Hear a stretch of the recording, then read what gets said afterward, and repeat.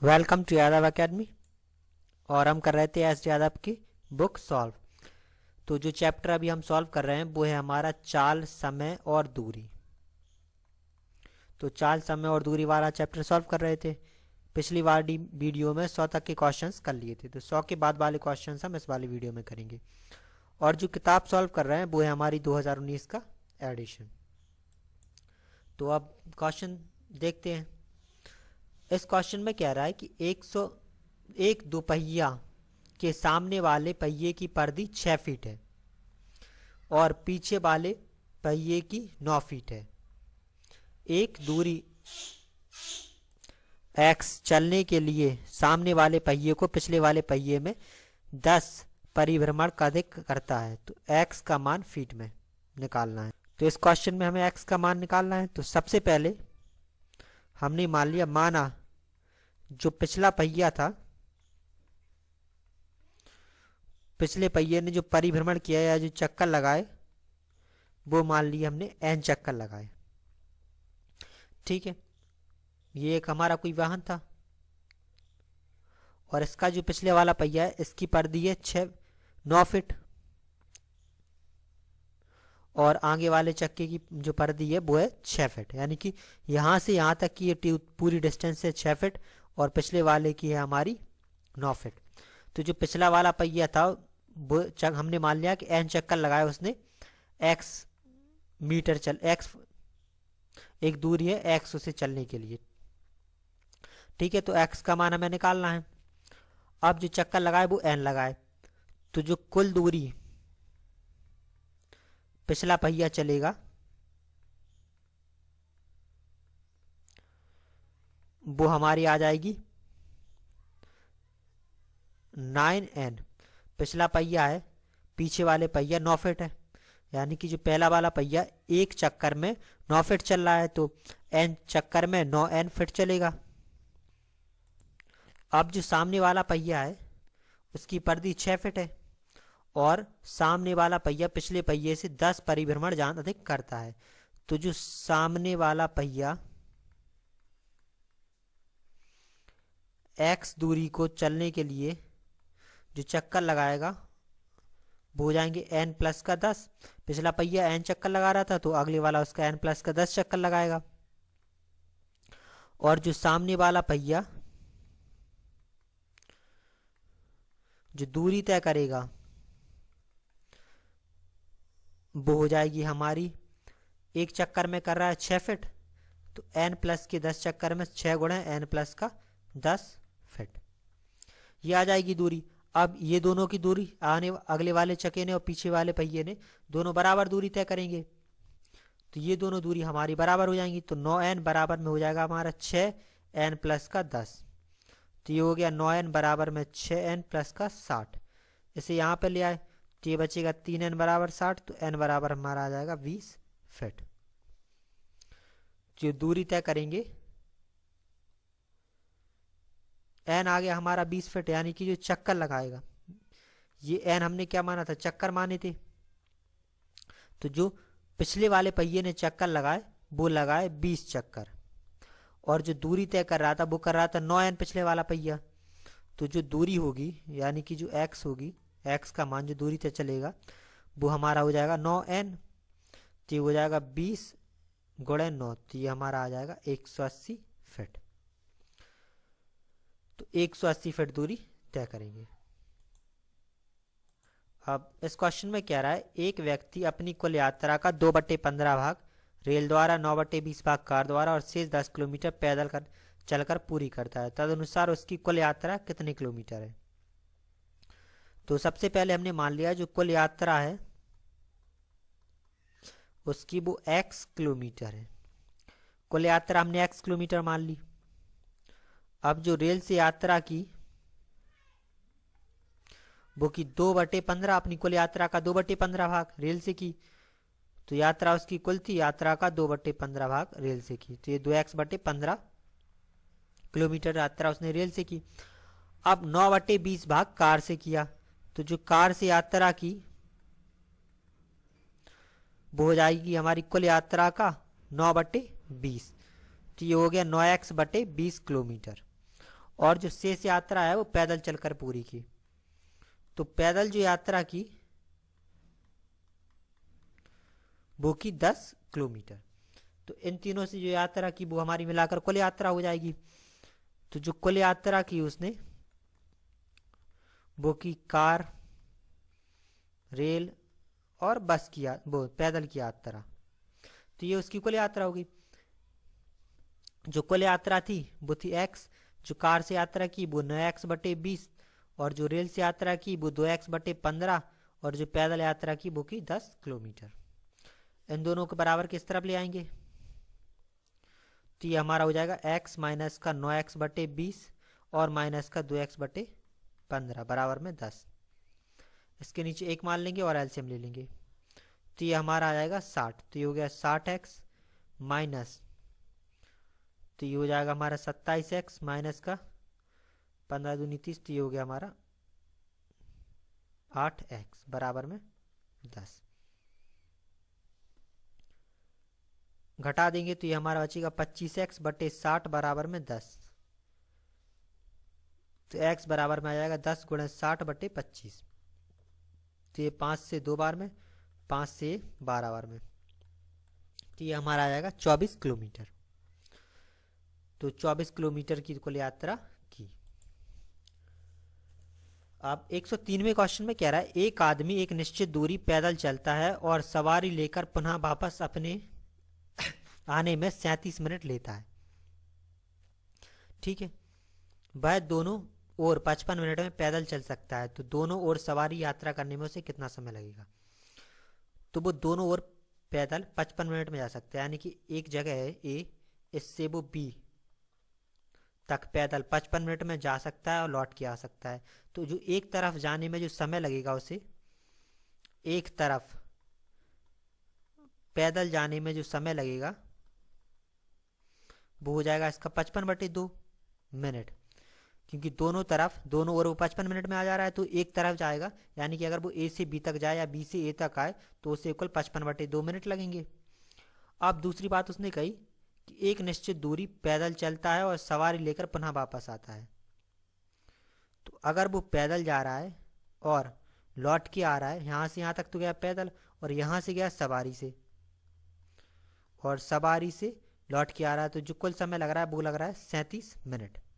तो हम सवारी का समय निकाल लेंगे, जो पैदल का समय और जो सवारी का समय है वो 37 मिनट। तो पैदल का समय है उसका 55/2, ये प्लस में हो जाएगा हमारा सवारी का समय। तो जो सवारी का समय होगा वो हो जाएगा हमारा 37 माइनस का 55/2।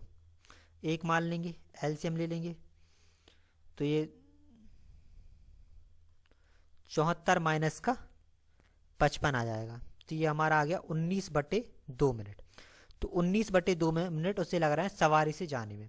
अब पूछ रहा है दोनों ओर सवारी से यात्रा करने में उसे कितना समय लगेगा। ये 19 मिनट आए थे हमारे एक तरफ से, क्योंकि एक तरफ से पैदल जा रहा था, दूसरी तरफ से सवारी से। तो जो सवारी का समय था एक तरफ का वो था 19 मिनट, तो जो दोनों तरफ का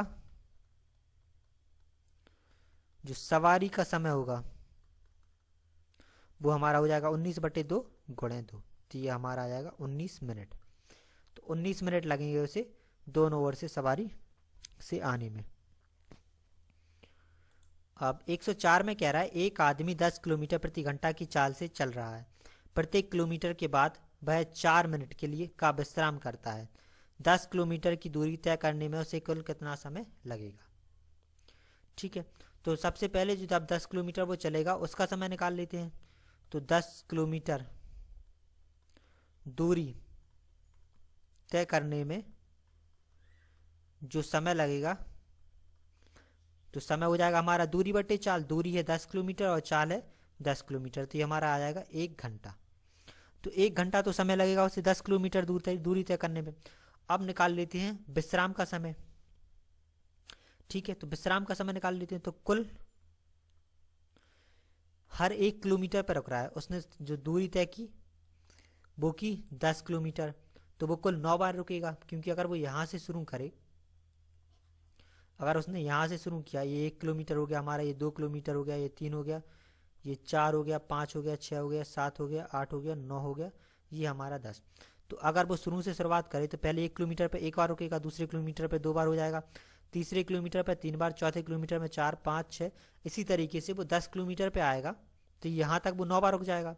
और जैसे ही 10 किलोमीटर पे आएगा तब तक उसकी यात्रा क्या पूरी हो जाएगी। तो अब उसे रुकना थोड़ी है, तो ये सिर्फ हमारा आएगा 9 बार। तो जो रुकेगा तो कुल 9 बार वो विश्राम करेगा। ठीक है, तो जो विश्राम का समय आएगा तो उसने कुल 9 बार विश्राम किया और हर बार 4 मिनट का विश्राम किया। तो ये हमारा हो जाएगा 9 चौको 36 मिनट।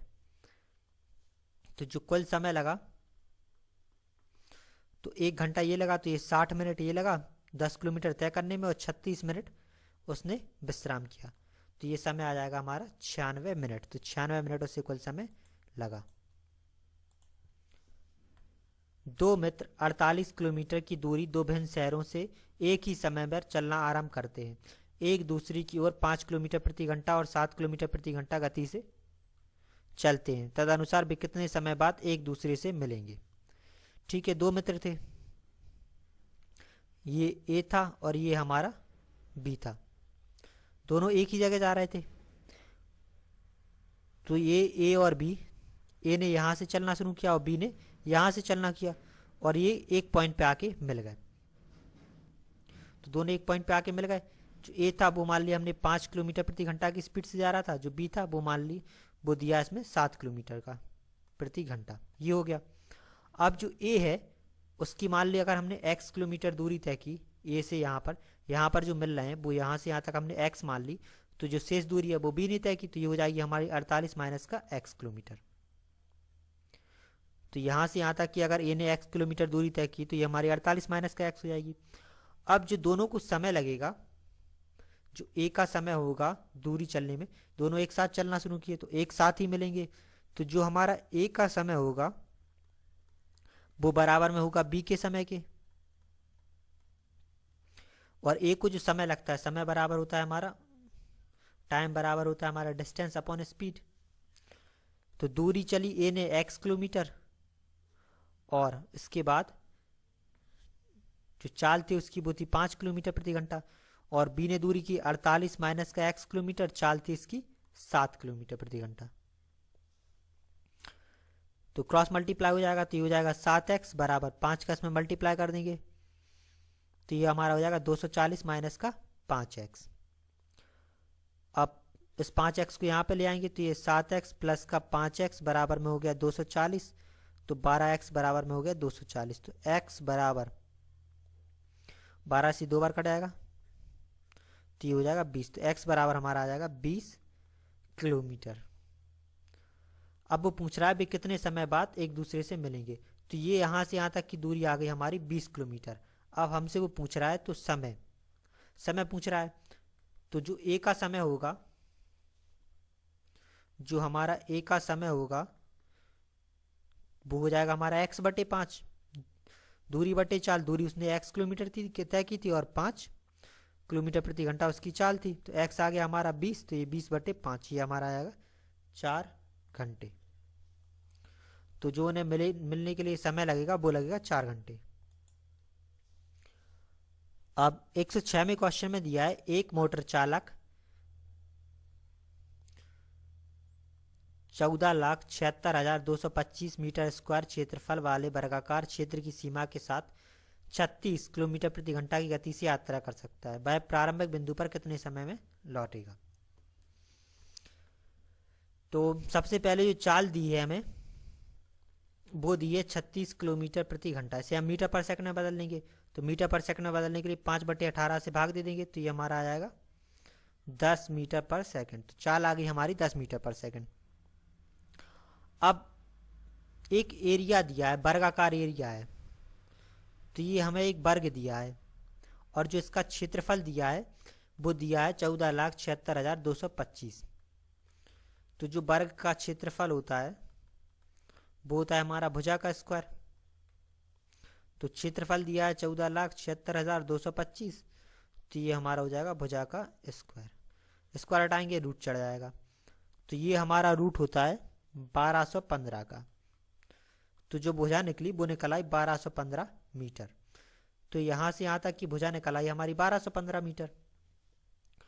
अब वह वर्गाकार क्षेत्रफल की सीमा पर यात्रा करता है, तो प्रारंभ बिंदु पर कितने समय बाद लौटेगा। तो अब जैसे उसने यहाँ से चलना शुरू किया तो इस तरीके से चलेगा और वापस यहाँ पर आने में कितना समय लगेगा। तो ये पूरी डिस्टेंस होगी उसकी, वो हो जाएगी वर्ग की परिधि, वर्ग का परिमाप। तो ये हमारा हो जाएगा वर्ग का परिमाप। तो जो दूरी होगी वो हो जाएगी हमारी वर्ग का परिमाप। तो हो जाएगा 4 गुणे भुजा। तो 4 गुणे 1215 मीटर हो जाएगा वर्ग का परिमाप। अब समय पूछ रहा है तो समय बराबर हो जाएगा हमारा दूरी बटे चाल।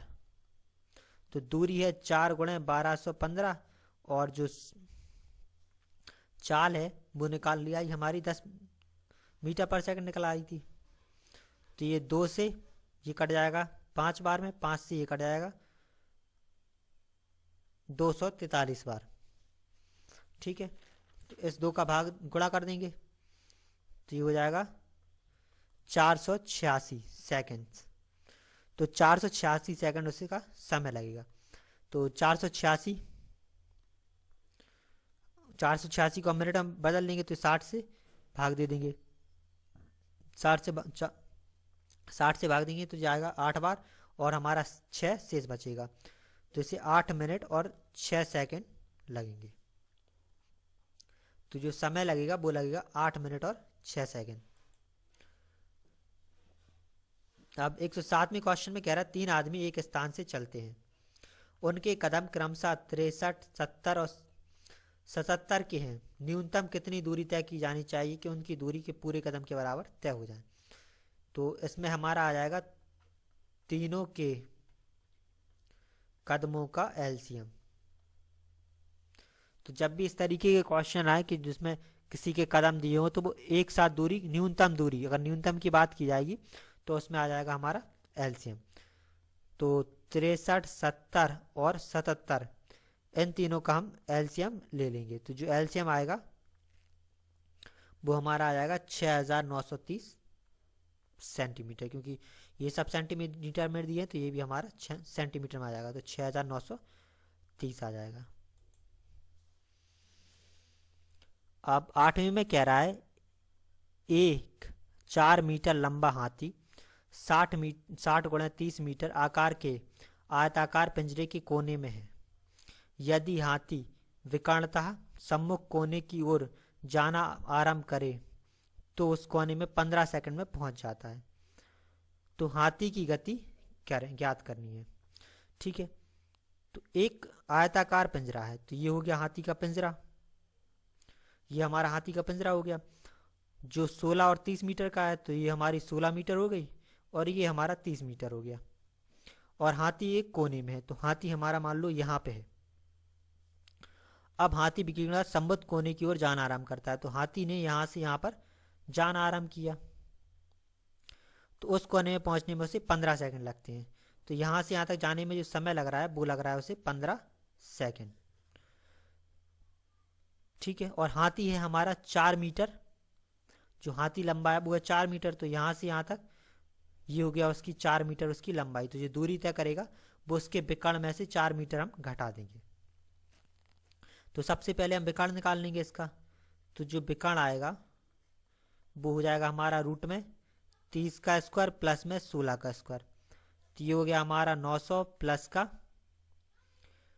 256, तो ये हो गया हमारा 1156 रूट में। तो 1156 होता है हमारा 34 का।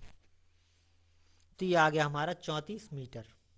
ठीक है, तो 34 मीटर हमारा आ गया। ये यहाँ से यहाँ तक की दूरी आ गई 34 मीटर। तो जो यहाँ से 4 मीटर वो लंबा है तो यहाँ तक की दूरी आएगी। तो जो हाथी दूरी तय करेगा वो आ जाएगी हमारी 34 माइनस का 4 हाथी की लंबाई है तो ये हो जाएगी 30 मीटर। तो 30 मीटर दूरी हाथी तय करेगा। और जो समय जितना उसे समय लग रहा है वो लग रहा है 15 सेकंड। तो जो चाल आएगी वो हमारी हो जाएगी दूरी बटे समय।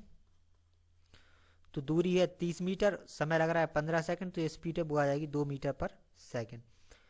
तो 2 मीटर पर सेकंड की चाल से हाथी चलेगा। इसमें कह रहा है टॉम जेरी का पीछा कर रहा है। उतने ही समय में टॉम 8 बार कूदता है और जेरी 6 बार कूदता है, किंतु 7 बार कूदने पर टॉम जितनी दूरी तक जाता है उसके बराबर की दूरी तक जेरी 5 बार कूदने पर जाता है। तो टॉम और जेरी की चाल का अनुपात बताना है। ठीक है, तो पहली लाइन में कह रहा है कि उतने ही समय में टॉम 8 बार कूदता है और जेरी 6 बार। ठीक है, तो जो टॉम की 8 छलांगों का जो समय है वो बराबर में है जेरी की 6 छलांगों के बराबर। ठीक है, 6 छलांगों का समय। जो टॉम की 8 छलांगे हैं, यानी कि टॉम जितनी में 8 बार कूदेगा, जेरी उतने ही समय में 6 बार कूदेगा। तो ये हमारा इसका समय आ जाएगा टी। अगर हमने टी मान लिया, यानी कि दोनों की जो कूदने का समय, यानी कि इसकी जो 8 छलांगों का समय है वो टी होगा, तो जेरी की 6 छलांगों का समय भी टी होगा। तो जो टॉम की 1 छलांग का समय होगा तो वो हमारा हो जाएगा टी बटे 8। तो टॉम की 1 छलांग का समय आएगा टी बटे 8, और जेरी की 1 छलांग का जो समय होगा वो हमारा आ जाएगा टी बटे 6। 6 छलांग में उसे टी टाइम लग रहा है, तो 1 छलांग में टी बटे 6 सेकंड लगेगा। ये आ गया इन दोनों की टाइम, टॉम और जेरी का टाइम। अब इसके बाद कह रहा है किंतु 7 बार कूदने पर टॉम जितनी दूरी तक चलता है उसके बराबर जितनी दूरी जेरी तक 7 बार कूदने पर जाता है। अब कहा उसने जो 7 बार कूद रहा है, तो जो टॉम की 7 छलांगों की जो दूरी है वो बराबर में है हमारी जेरी की 5 छलांगों की दूरी, और ये हमने मान ली x है। ठीक है, तो जो टॉम है जितनी में 7 छलांगों में दूरी तय कर रहा है, जेरी उतनी ही 5 छलांगों में दूरी तय कर रहा है। तो जो इनका समय होगा, जो इनकी दूरी होगी, तो जो टॉम की 1 छलांग की दूरी होगी वो हमारी आ जाएगी x बटे 7, और जो जेरी की 1 छलांग की दूरी होगी वो हमारी आ जाएगी x बटे 5, क्योंकि 5 छलांगों में x की दूरी तय कर रहा है, तो 1 छलांग में x बटे 5 दूरी तय करेगा। ये आ गया। अब क्वेश्चन में हमसे पूछ रहा है टॉम और जेरी की चाल का अनुपात, तो वो चाल का अनुपात पूछ रहा है टॉम की और जेरी की।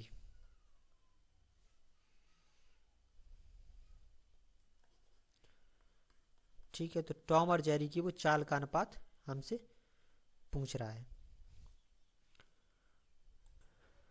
तो चाल होती है हमारी दूरी बटे समय। तो पहले हम टॉम की निकाल लेंगे। तो टॉम की चाल है, तो पहले दूरी, जो टॉम की दूरी है, जो उसने दूरी तय की 1 छलांग में, वो हो जाएगी x बटे 7, और जो उसे समय लगा, टॉम को जो समय लगा वो लगा t बटे 8। अब इसके बाद जेरी ने की जो दूरी है वो 5 x बटे 5 है 1 छलांग की, और 1 छलांग में जो समय लग रहा है वो लग रहा है t बटे 6। तो ये हमारा हो जाएगा t बटे 6। यहाँ पे पहुंच जाएगा सबसे ऊपर, तो x गुणे 8 बटे में आ जाएगा 7 गुणे t, अनुपात में हो जाएगा x बटे 5। ये ऊपर पहुंच जाएगा 6 बटे t। तो ये t से t कट गया, ये x से x कट गया। ठीक है, और ये हमारा कट जाएगा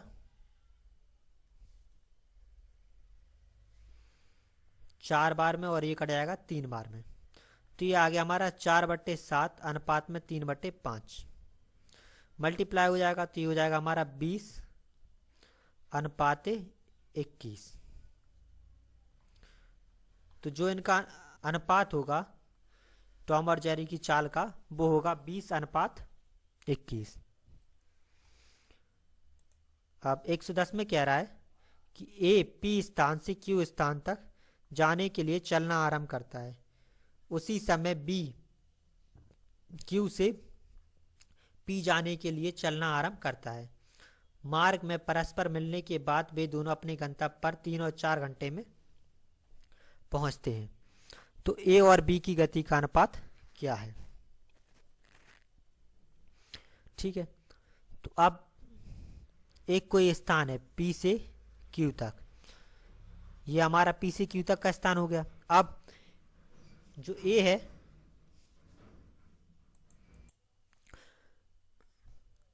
है, वो पी से क्यू तक, क्यू की ओर चलना शुरू करता है। ठीक है, और जो हमारा बी है वो क्यू से पी की ओर जा रहा है। ये हमारा बी है, तो ये क्यू पॉइंट से बी पॉइंट की ओर जा रहा है। और मार्ग में परस्पर मिलने के बाद, यानी कि किसी एक पॉइंट पर ये दोनों आपस में मिलेंगे, मान लिया यहाँ पे मिलेंगे, इस पॉइंट पर ये दोनों आपस में मिलेंगे। तो अब मार्ग में परस्पर मिलने के बाद अपने गंतव्य पर वे क्रमशः 3 और 4 घंटे में पहुंचते हैं। तो यहाँ से यहाँ तक की दूरी ए 3 घंटे में तय कर ले रहा है। ठीक है, और यहाँ से यहाँ तक की दूरी जो बी है वो 4 घंटे में तय कर रहा है। ठीक है, ये हमें क्वेश्चन में दिया है। तो सबसे पहले हमने मान लिया कि जो यहाँ से यहाँ तक में समय लगेगा इसे, वो टी घंटे लगेगा। तो जब ए को यहाँ से यहाँ तक आने में टी घंटे लगेगा, तो बी को भी यहाँ से यहाँ तक आने में टी घंटे लगेगा, क्योंकि दोनों एक साथ मिलना है, एक ही समय पे चलना है, तो उतना ही समय दोनों को लगेगा। तो ये हमारे आ जाएंगे टी आवर। अब जो यहाँ से यहाँ तक की दूरी है वो मान ली हमने x किलोमीटर, और जो यहाँ से यहाँ तक की दूरी है वो मान ली हमने y किलोमीटर। तो ये दूरी भी x किलोमीटर होगी और ये दूरी भी हमारी y किलोमीटर होगी। ये आ गई हमारी दूरी। इसके बाद जो a की स्पीड है वो मान ली v है, जो b की स्पीड है वो मान ली u है। ये सब हमने मान लिए। अब जो v होगा, जो a की स्पीड होगी, दूरी होती है हमारी, चाल होती है दूरी बटे समय। तो अगर हम इतने को लेंगे तो दूरी है x और जो समय लग रहा है वो लग रहा है t, तो v बराबर में आ जाएगा x। तो यहाँ से यहाँ तक दूरी के लिए जो स्पीड होगी वो x बटे t हो जाएगी, और यहाँ से यहाँ तक जाने में डिस्टेंस है y और समय लग रहा है 3 घंटे, तो v बराबर में ये हमारी आ जाएगी y बटे 3। तो ये दोनों स्पीडें आ गई। अब b के लिए निकाल लेते हैं। b के लिए जो स्पीड है वो u मानी थी हमने, तो ये हमारी हो जाएगी डिस्टेंस है y, जो समय लग रहा है वो लग रहा है t घंटे। दूसरी वाली स्पीड तो एक ही रहेगी, जो दूरी है यहाँ से यहाँ तक वो x है और 4 घंटे में तय कर रहा है, तो x बटे 4 हो जाएगा। ये v और b बराबर हैं, तो x बटे t बराबर में आ जाएगा हमारा y बटे 3। तो x बटे y बराबर में आ गया t बटे 3। ये आ गया। यहाँ से u बराबर है, तो y बटे t बराबर में आ जाएगा हमारा x बटे 4। तो y बटे x बराबर में आ जाएगा हमारा t बटे 4। ये दोनों आ गए। ये y बटे x हो गया, तो इसे x बटे y में बदल लेंगे, तो x बटे y बराबर में आ जाएगा ये हमारा 4 बटे t। ये आ जाएगा। अब ये x बटे y है, ये भी हमारा x बटे y है, तो ये दोनों बराबर होंगे, तो t बटे 3 बराबर में आ जाएगा 4 बटे t। तो t स्क्वायर बराबर में आ गया 3 गुणे 4, तो t बराबर में आ गया हमारा रूट 4 गुणे 3 यानी कि 2 रूट 3। तो t की वैल्यू आ गई हमारी 2 रूट 3। अब हमसे वो पूछ रहा है a की गति और b की गति का अनुपात। तो हमें चाहिए a की गति, तो जो a की गति है वो है हमारी v, और b की गति, तो जो v की गति है वो है u। इन दोनों की गतियों का अनुपात चाहिए। तो जो a की गति है, t की वैल्यू हमारे पास आ गई, तो a की गति हम ये वाली रख लेते हैं v बराबर x बटे t, और यहाँ पे ये वाली रख लेंगे u बराबर x बटे 4। तो हमारे पास t का मान है, ये हम सॉल्व कर लेंगे। तो जो a की गति जो v है वो हमने x बटे t ले लिया, तो हो जाएगा x बटे टी अनुपात जो b की गति है वो ले लेंगे x बटे 4। तो ये ले ली हमने x बटे 4। तो x बटे टी की वैल्यू हमारी 2√3 अनुपात x बटे 4, ये x से x कट जाएगा तो ये आ गया हमारा 1 बटे 2√3 अनुपात में 1 बटे 4। तो ये हो जाएगा 4 अनुपात 2√3। तो ये 2 से 4 दो बार में कट जाएगा तो ये हमारा आ जाएगा 2/√3। तो जो इनकी गति का अनुपात होगा 2/√3 होगा। अब 111वें क्वेश्चन में कह रहा है कि गीता से 1.34 किलोमीटर दूर एक बंदूक से गोली चलाई जाती है, वह 4 सेकंड बाद आवाज सुनती है, तो आवाज की यात्रा की गति कितनी है। तो जो दूरी दी है वो दी है हमारे 1.34 किलोमीटर, तो इसे मीटर में बदल लेंगे तो 1000 से मल्टीप्लाई कर देंगे तो ये हमारी आ जाएगी 1340 मीटर। अब इसके बाद जो आवाज है वो 4 सेकंड बाद सुनती है, तो समय दिया है 4 सेकंड, तो जो गति होगी जो आवाज की चाल होगी वो हो जाएगी दूरी बटे समय। तो दूरी है हमारा 1340, जो समय है वो है 4, तो ये हमारा हो जाएगा 4 × 12, 4 × 12 और 4 × 5 = 20, तो 335 मीटर पर सेकंड। तो 335 मीटर पर सेकंड की आवाज होगी। 112वें क्वेश्चन में कह रहा है कि ए और बी 100 मीटर की दौड़ स्पर्धा में भाग लेते हैं। ए 5 किलोमीटर प्रति घंटा दौड़ता है, बी के 8 मीटर दौड़ने के पश्चात ए आराम करता है, फिर भी उसे 8 सेकंड से हरा देता है, तो बी की गति कितनी थी। ठीक है, तो ए 5 किलोमीटर की स्पीड से दौड़ रहा है, बी दौड़ के 8 मीटर दौड़ने के पश्चात ए आराम करता है। तो ये हमारी 100 मीटर की टोटल दूरी हो गई। ये हमारा ए यहाँ पे है और जो बी है वो उससे 8 मीटर आगे है। तो अब जो बी की दूरी है, जो बी दूरी तय करेगा, टोटल दूरी थी 100 मीटर और वो 8 मीटर आगे खड़ा है, तो बी कुल 92 मीटर दूरी तय करेगा, जो उसे दौड़नी है वो 92 मीटर है। और इसके पश्चात भी वो फिर भी क्या 8 सेकंड से हार जा रहा है, तो जो बी को 8 सेकंड से वो हार जा रहा है, तो पहले निकाल लेते हैं हम ए का समय। ए का समय तो ए की चाल दी है हमें किलोमीटर प्रति घंटा में, तो पहले मीटर प्रति सेकंड में बदल लेते हैं। तो जो ए की चाल होगी वो है हमारी 5 किलोमीटर प्रति घंटा, मीटर पर सेकंड बदलने के लिए 5/18 से गुणा कर देंगे तो ये हो जाएगा 25/18 मीटर पर सेकंड। ये हो गई गति। तो जो ए को समय लगेगा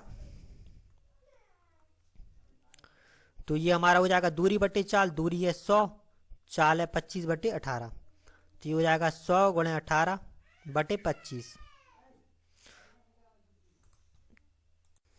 तो ये हमारा 4 बिट कट जाएगा, मल्टीप्लाई कर देंगे तो ये आ जाएगा हमारा 72 सेकंड। तो जो ए को समय लगेगा वो लगेगा 72 सेकंड। तो जो बी का समय होगा, बी क्या 8 सेकंड से फिर भी हार जा रहा है, तो बी का समय होगा वो हो जाएगा 72 सेकंड। तो वैसे भी दौड़ा और उसे डिस्टेंस पूरी करने के लिए 8 सेकंड और लगेंगे, तो जो बी का समय है वो आ गया हमारा 80 सेकंड। तो बी ने 92 मीटर की दूरी 80 सेकंड में तय की। तो जो इसकी चाल होगी, जो बी की चाल होगी वो हो जाएगी हमारी बी की दूरी बटे बी का समय, तो दूरी है 92, समय है 80, तो ये हो जाएगा 92/80 मीटर पर सेकंड। और ऑप्शंस में दिए हमें किलोमीटर प्रति घंटा में, तो इसमें किलोमीटर प्रति घंटा में बदलने के लिए इसमें हम 18/5 से मल्टीप्लाई कर देंगे तो ये हमारा आ जाएगा किलोमीटर प्रति घंटा। तो ये हमारा कट जाएगा 9 से 2 बार में और ये 40 से, ये 2 से कट जाएगा हमारा 46 बार और ये 20 बार, तो ये हमारा आ जाएगा 46 का और 9 का मल्टीप्लाई कर देंगे तो ये हो जाएगा 414 बटे ये हमारा हो जाएगा 100, तो ये आ गया 4.14 किलोमीटर प्रति घंटा। तो 4.14 प्रति घंटा की गति होगी बी की। अब इसमें क्या रहा है, ए और बी 200 मीटर की दूरी 22 और 25 सेकंड में तय कर सकते हैं। जब ए दौड़ पूरी करता है तो बी की समापन रेखा से कितनी दूरी पर होगा। ठीक है, तो पहले हम बी की चाल निकाल लेते हैं। तो जो बी की चाल होगी, तो 200 मीटर दूरी है और जो समय लग रहा है वो लग रहा है 25 सेकंड, तो ये हमारी आ जाएगी 8 मीटर पर सेकंड। तो 8 मीटर पर सेकंड है बी की चाल। तो बी की चाल आ गई हमारी 8 मीटर पर सेकंड। जो ए है उसे दूरी पूरी तय करने में, रेस पूरी तय करने में तो 22 सेकंड का समय लग रहा है। तो 22 सेकंड में जो ए ने दूरी तय की वो हो जाएगी हमारी 4 गुणे समय, 4 8 है, समय आ गया 22 सेकंड। तो मल्टीप्लाई कर देंगे तो ये हमारा आ गया 176 मीटर। तो 176 मीटर दूरी पर अब अभी बी ए है। ठीक है, ए नहीं बी है, तो जो बी की दूरी होगी वो निकल आई हमारी 176 मीटर। तो जो बी समापन रेखा से जो दूरी होगी उसकी वो हो जाएगी 200 माइनस का 176, तो ये हमारी आ जाएगी 24 मीटर, यानी कि समापन रेखा से वो अभी 24 मीटर दूर है। अब अगले क्वेश्चन में कह रहा है कि 1 किलोमीटर की दूरी ए 4 मिनट 54 सेकंड में और बी 5 मिनट में दौड़कर पार करते हैं। 1 किलोमीटर की दौड़ में बी ए को कितने आगे खड़ा होना चाहिए कि अंतिम लक्ष्य पर दोनों एक साथ पहुंचे। तो आगे खड़े होने के लिए सबसे पहले ये निकाल लेते हैं वो कितनी मीटर की दौड़ से हार रहा है। जितनी मीटर की दौड़ से वो हार रहा होगा वही उसका समय होगा, उतने ही मीटर आगे वो खड़ा हो जाएगा। तो जो बी की चाल है, तो बी 1 किलोमीटर की पूरी दूरी है, तो दूरी हो गई हमारी 1 किलोमीटर, जो समय है वो है 5 मिनट। तो ये हमारा हो जाएगा 5 गुणे 60, 5 से कटाएगा 20 बार में, ये 10 से ये 3 बार में, तो ये आ गया हमारा 10/3 मीटर पर सेकंड। तो चाल आ गई हमारी 10/3 मीटर पर सेकंड।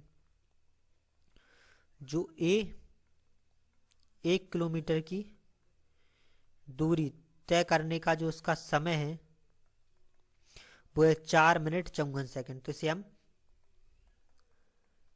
सेकंड में बदल लेंगे तो ये हमारा आ जाएगा 294। तो ये आ जाएगा हमारा 294 सेकंड्स। 294 सेकंड्स का उसे समय लगेगा। तो बी 294 सेकंड में जो दूरी तय करेगा वो हमारी हो जाएगी 294 गुणे 10/3, 3 से हमारा कट जाएगा 98 बार, तो ये आ गया हमारा 980 मीटर। तो जो बी है वो 980 मीटर की दूरी तय कर रहा है उतने ही समय में। तो बी को जो कुल आगे खड़ा होना पड़ेगा, बी को जो आगे खड़ा होना पड़ेगा ताकि वो एक साथ आ सकें, वो दूरी हो जाएगी हमारी टोटल 1000 मीटर है और 980 मीटर वो चल रहा है, तो 20 मीटर आगे, तो वो 20 मीटर आगे खड़ा हो जाएगा, तो दोनों एक साथ पहुंच जाएंगे। अब 15वें क्वेश्चन में कह रहा है 100 मीटर की एक दौड़ बी को डेड हिट के लिए 20 प्रारंभ देता है। यदि उसी दौड़ में बी अपना वेग दोनों की गति के बीच के अंतर से दोगुने से बढ़ाए तो बी 5/3 सेकंड से जीत जाता है। तो मीटर प्रति सेकंड में ए का वेग ज्ञात करना है। तो जो पहली लाइन है 100 मीटर की दौड़ में ए बी को 20 के प्रारंभ देता है। ठीक है, तो जो ए है और जो बी है इन दोनों के बीच में 20 मीटर की डिस्टेंस की कह रहा है। अगर वो जब वो बी को 20 मीटर का प्रारंभ दे रहा है तो दोनों क्या एक साथ पहुंच रहे हैं। ठीक है, तो जो दोनों को समय लग रहा है यहाँ तक पहुंचने में वो दोनों को बराबर लग रहा है। तो जो समय लग रहा है वो हमने मान लिया टी सेकंड लग रहा है, तो टी सेकंड में दोनों बराबर पर पहुंच जा रहे हैं। तो अब जो एक ही चाल होगी, तो ये पूरा 100 मीटर चल रहा है और जो समय लग रहा है वो लग रहा है टी सेकंड, तो एक ही चाल 100/t हो जाएगी। और इसके बाद जो बी की चाल होगी वो हमारी हो जाएगी 20 मीटर, यहाँ पे आगे बढ़ जा रहा है तो 80/t मीटर पर सेकेंड। तो ये आ गई दोनों की चाल है। अब जो तीसरी बात उसने कही है कि यदि उसकी दौड़ अपने वेग से दोनों के बीच के अंतर इसके दुगने से बड़ा है, तो जो अंतर है ए और बी की चालों का, ए और बी की चालों का जो अंतर है वो निकाल लेंगे। तो ये 100/t माइनस का 80/t, तो ये हमारा आ जाएगा 20/t। तो जो चालों का अंतर है वो आ गया हमारा 20/t। अब तो जो बी की नई चाल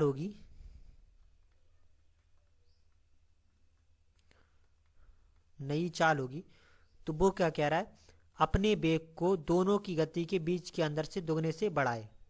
यानी कि जो उसकी गति है 80/t, इस गति को वो बढ़ा दे दोनों का अंतर है 20/t के दुगने से। तो ये हो जाएगा, तो ये हमारा 80/t प्लस का 40/t, तो ये आ गया 120/t, ये आ गया।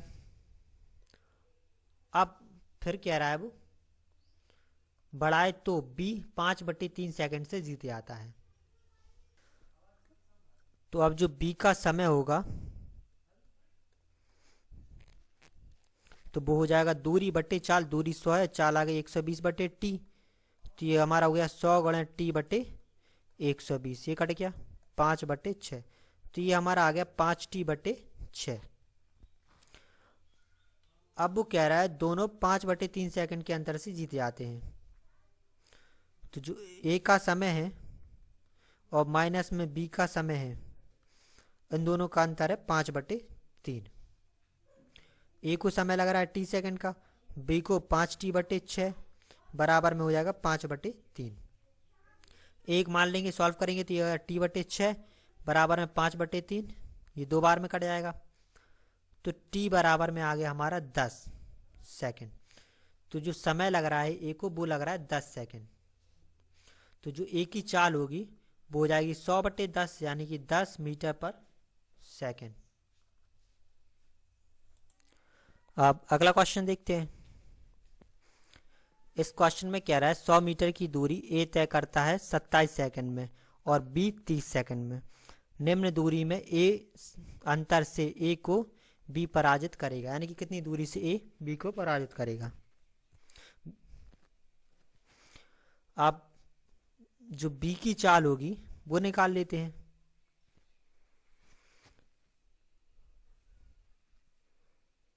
तो 30 सेकंड में वो तय कर रहा है 100 मीटर की दूरी, तो ये 100/30, तो ये हमारी आ जाएगी 10/3 मीटर पर सेकंड।